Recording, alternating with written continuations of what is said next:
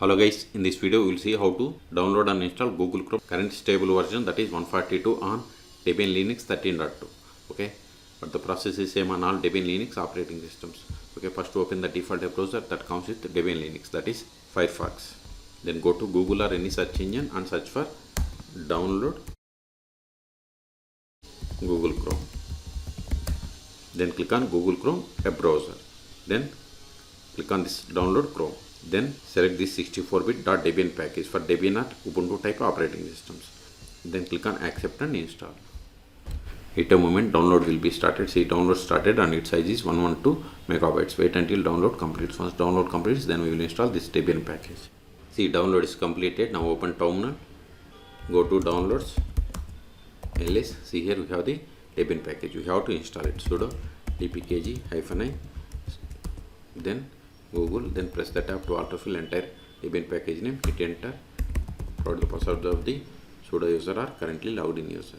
Must have the sudo privileges.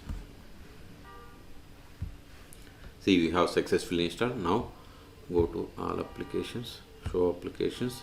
See, here we have the Google Chrome. Click on it to open. See, if you want to make Google Chrome as the default web browser, we have to select this one. If you want to automatically send user statistics and cross reports to Google, you have to select the checkbox. These are up to you. Whatever you want, you can select. Otherwise, click on. Otherwise, unselect them and click on OK. Don't sign in. Got it. See, you got the Google Chrome web browser. Okay. If you want to verify the version, go to these three horizontal lines. Then help.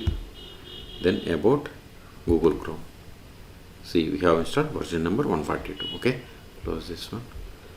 So ls, this file is not recorded anymore because we have successfully installed rm Google. Press that tab to autofill. ls, we have cleared the space. Okay, so in this video we have seen how to install Google Chrome stable current version, that is 142 on Debian Linux 13.2. As I told you, the process is same on all Debian operating systems.